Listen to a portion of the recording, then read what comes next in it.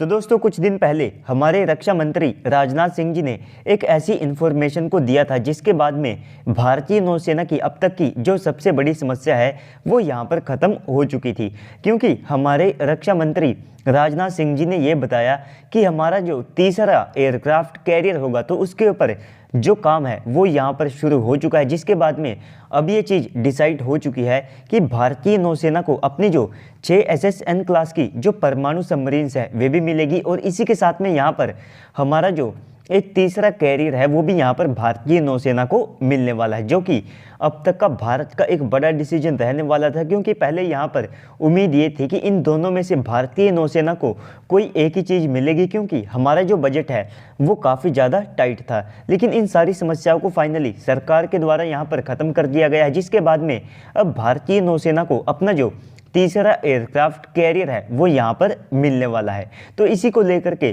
कुछ बड़ी रिपोर्ट सामने निकल करके आई है, जिसके माध्यम से ये एयरक्राफ्ट कैरियर कैसा हो सकता है, तो इस सब के बारे में भी जो बड़े इंडिकेशंस हैं वे यहाँ पर मिले हैं। तो दोस्तों वीडियो को शुरू करने से पहले आप अभी से वीडियो को लाइक करके कमेंट सेक्शन में जा करके जय हिंद कमेंट कर दीजिएगा। तो दोस्तों कुछ दिनों के अंदर आप सबको देखने को मिलेगा कि भारतीय नौसेना फाइनली हमारे इस तीसरे कैरियर के लिए अपनी जो फाइल है उसे यहाँ पर सबमिट करेगी, जिसके बाद में इसको लेकर के जो ऑफिशियली एक बड़ा कदम है वो यहाँ पर उठाया जाएगा। तो हमारे रक्षा मंत्री जी ने जो स्टेटमेंट दी थी जहाँ पर उन्होंने ये बताया था कि तीसरे कैरियर के ऊपर जो काम है वो शुरू हो चुका है, तो उनका यहाँ पर ये मतलब नहीं था कि इसका जो कंस्ट्रक्शन है वो शुरू हुआ है, बल्कि फाइनली अब भारतीय नौसेना को इसके लिए जो अप्रूवल है वो हमारी सरकार के माध्यम से दिया गया है। लेकिन यहाँ पर कुछ इंडिकेशंस ऐसे मिले हैं कि हमारा जो तीसरा कैरियर है ये 45,000 टन का ना हो करके ये 50 से लेकर के 55,000 टन का यहाँ पर हो सकता है। क्योंकि यहाँ पर उम्मीद है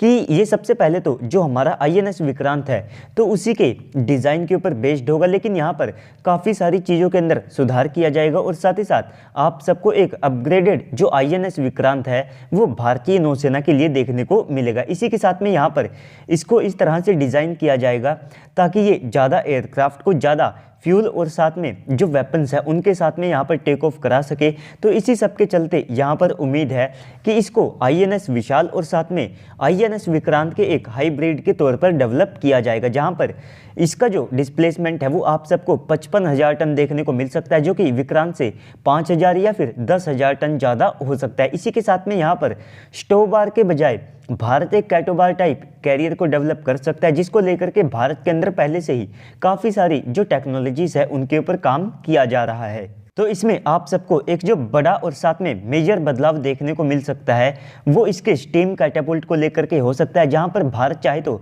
इसे एक कन्वेंशनल लेकिन फ्लैट डेक वाला कैरियर बना सकता है, जैसा कि चाइना ने अपने फूजियान के साथ में किया है। लेकिन इसका जो डिस्प्लेसमेंट है उसे हम सब 50 से लेकर के 55,000 टन के आसपास का रख सकते हैं, जिससे कि इसका जो डिस्प्लेसमेंट है वो ओरिजिनल विक्रांत से ज़्यादा होगा और कहीं ना कहीं ये हमारी नौसेना को INS विशाल वाली थोड़ी बहुत जो लिमिटेड कैपेबिलिटीज़ हैं वो भी यहाँ पर प्रोवाइड करा पाएगा, जिसमें ये अपने फाइटर जेट्स को जो पूरे पेलोड और साथ में फ्यूल है उसके साथ में टेक ऑफ करा सकेगा और साथ ही साथ ये ज़्यादा से ज़्यादा जो फाइटर जेट्स है उन्हें अपने साथ कैरी करने में कैपेबल होगा। रही बात इसके ईमाल सिस्टम की, तो भारत के अंदर पहले से ही एक इलेक्ट्रोमैग्नेटिक रेल गन के ऊपर भी काम किया जा रहा है, जिसकी मदद से हम इसके लिए एक जो इलेक्ट्रोमैग्नेटिक लॉन्चिंग सिस्टम है उसको भी डेवलप कर सकते हैं, जहाँ पर हम कन्वेंशनल पावर से ही इसको भी पावर्ड कर सकते होंगे। इसी के साथ में यहाँ पर आप सबको इसकी जो कॉस्ट है वो भी यहाँ पर कम दिखाई देगी, क्योंकि भारत ने पहले से ही काफ़ी सारी ऐसी टेक्नोलॉजीज है जिसको हमने